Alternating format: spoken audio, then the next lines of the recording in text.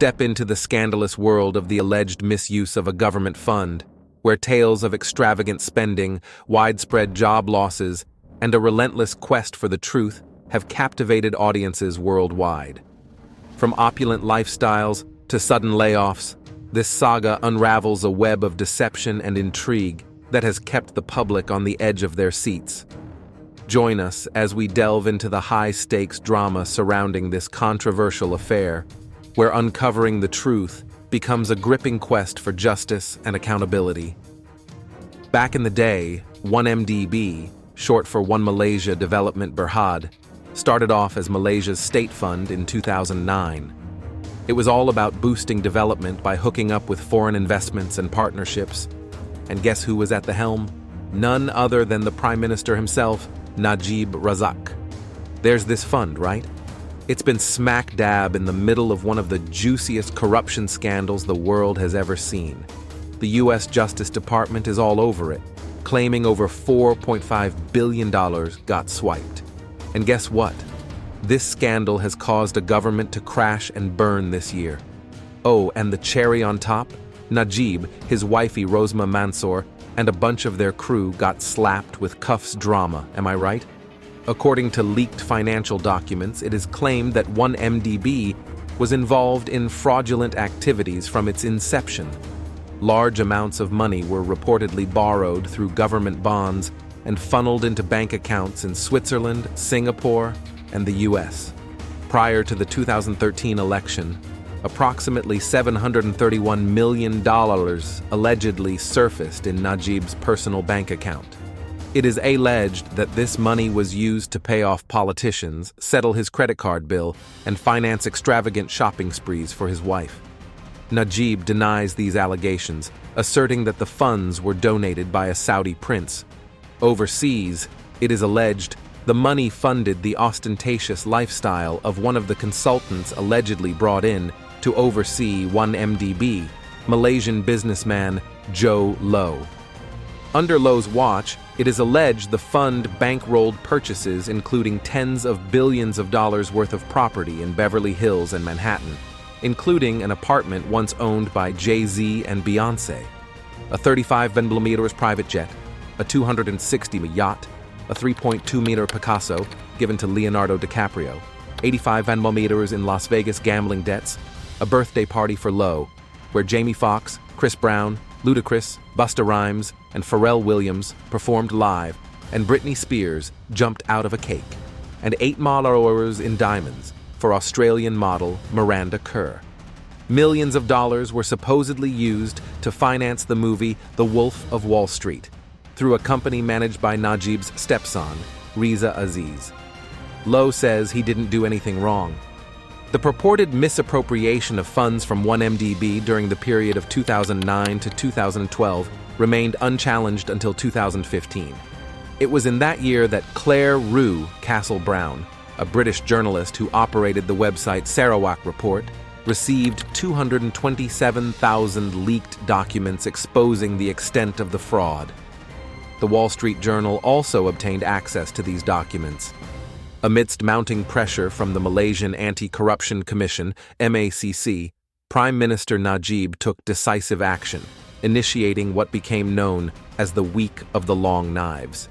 He swiftly dismissed Attorney General Abdul Ghani, who was spearheading the investigation, and ousted Deputy Prime Minister Muhyiddin Yassin, a vocal critic of the 1MDB scandal. Additionally, 4 other ministers who had raised concerns about the issue were relieved of their duties. The MACC offices were raided, leading to the arrest of 4 officials. Najib's government also adopted a stance of non-cooperation, with investigations launched by authorities in the US, Singapore, and Switzerland. In 2016, an attorney general appointed by Najib absolved him of any wrongdoing, declaring that the matter had been thoroughly addressed and put to rest. Despite Najib's insistence on his innocence, skepticism persisted, especially from Mahathir Mohamad, a former ally turned vocal critic. Mahathir, determined to take action, announced his candidacy against Najib in the 2018 general election, marking a significant shift in Malaysian politics. Upon winning, Mahathir's party wasted no time addressing the 1MDB scandal, putting it at the top of the national agenda. Following Najib's ousting, law enforcement swiftly raided properties associated with him, uncovering a staggering array of luxury items. Among the seized goods were 2,400 necklaces, 567 handbags, 423 watches, 2,200 rings, 1,600 brooches, and 14 tiaras, many believed to belong to Rosma, valued at a combined $273 million.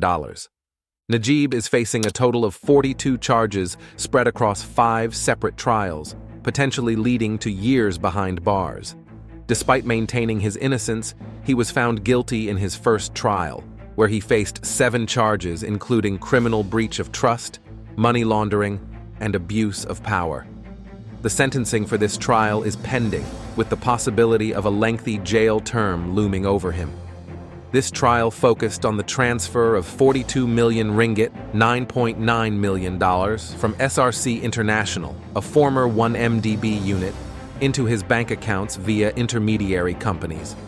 His second trial, which is ongoing, is considered the most significant, involving 25 charges related to the alleged flow of 731 million of 1MDB funds into his bank accounts. Meanwhile, Rosma, Najib's wife, is facing 17 counts of money laundering, to which she has pleaded not guilty.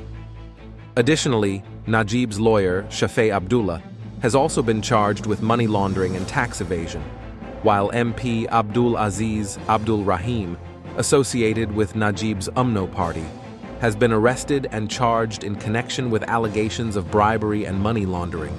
So, you won't believe this guy. Back in 2018, word was he was living it up on a Thai island, but bounced real quick when Najib got busted. Then bam. His yacht, supposedly bought with shady money, got snatched in Bali. Since then, whispers have been flying about him chilling in Macau, Bangkok, or Taiwan. So Mahathir, who used to be in charge in Malaysia, hinted that Jho Low might be in China. He said it's hard to accuse China directly, but they're trying to figure out how to bring Low back secretly. Mahathir's old team also said Low tried to get immunity, but they kept saying no. In the aftermath of the 1MDB scandal, the pursuit of justice unfolds against a backdrop of shattered trust and tarnished reputations. As Najib Razak faces the consequences of his actions, the specter of Jho Low looms large, a reminder of the enduring quest for accountability. Yet, amidst these trials, the resonance of 1MDB reverberates globally, underscoring the imperative of transparency and integrity in governance. As we reflect on this saga, let us remain vigilant against the allure of unchecked ambition and the corrosive effects of corruption. If you enjoyed watching the video, don't forget to like and share. For more such content, subscribe to our channel right away. See you soon in the next video.